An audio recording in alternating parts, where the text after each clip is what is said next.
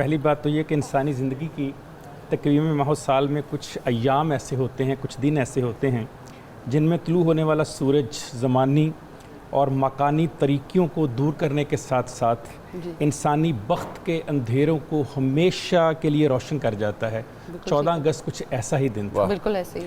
اگر مجھے آپ اجازت دیں تو میں 22، 23 اور 24 مارچ 1940 منٹو پارک میں آپ کو لے کے جانا چاہوں گا، اور ذرا اس دن کا سورج سوچئے جو بظاہر تو 3 دن کے بعد غروب ہو گیا، مگر ایک ایسی مسلسل صبح دے گیا اس ملک کو، اس قوم کو اور اس ملک کے رہنے والے عوام کو، جس کی روشنی تا قیامت کبھی بھی نہ مدھم ہو سکتی ہے نہ ختم ہو سکتی ہے۔ اگر آپ یاد کریں اور چشم تصور سے کشفی طور پر ذرا وہاں جائیں، ذرا وہ یاد کیجئے کہ قائد اعظم محمد علی جناح 2 گھنٹے کا خطبہ دیتے ہیں، انگریزی میں فی البدی ایکسٹمپور بولتے ہیں، لاکھوں لوگوں کا مجمع کھڑا ہے جن میں سے میجورٹی نہیں جانتی کہ یہ شخص کیا کہہ رہا ہے، کیونکہ وہ اس کی زبان نہیں جانتے، لیکن ایک بات ہر شخص جانتا ہے، جو شخص یہ کہہ رہا ہے وہ بالکل ٹھیک کہہ رہا ہے۔ ذرا اس سے بھی پیچھے چلتے ہیں تھوڑا سا اور یاد کرتے ہیں وہ دن جب 1928 میں ریکنسٹرکشن کا پہلا خطبہ دیا تھا علامہ محمد اقبال نے۔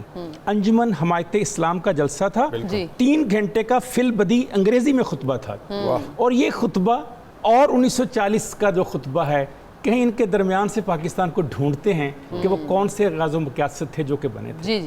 اور پھر ذرا سوچئے کہ عرب سے ایک آواز اٹھتی ہے، مجھے ہندوستان سے ٹھنڈی ہوائیں آتی ہیں۔ کیا پاکستان اسی دن نہیں بن گیا تھا؟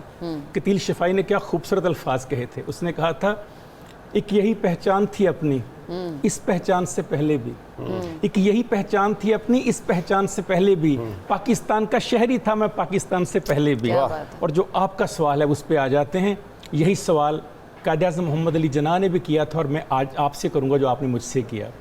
جب 23 مارچ کو قرارداد پاس ہو گئی، آپ اپنے سیکریٹری مطلوب حسن سید کے ساتھ تربت اقبال کے اوپر گئے، اس وقت مزار نہیں بنا تھا، اور وہاں جا کر تربت پہ ایک جملہ بولا، جملہ سنیے اور پھر مجھے آج کے اس کو ملانے دیجئے۔ جملہ یہ تھا، آج اگر اقبال زندہ ہوتے تو یہ دیکھ کر کتنے خوش ہوتے کہ جو خواب انہوں نے دیکھا آج ہم نے اس کی تعبیر آپ کے سامنے رکھ دی۔ میرا سوال وہ ہے جو آپ کا ہے، اگر آج میں آپ اور ہم سب مل کر تربت اقبال پہ اور مزار قائد پر جائیں تو کیا ہم یہ کہہ سکتے ہیں کہ جو پاکستان کا خواب قائد اعظم نے اور علامہ اقبال نے دیکھا تھا یہ وہی پاکستان ہے؟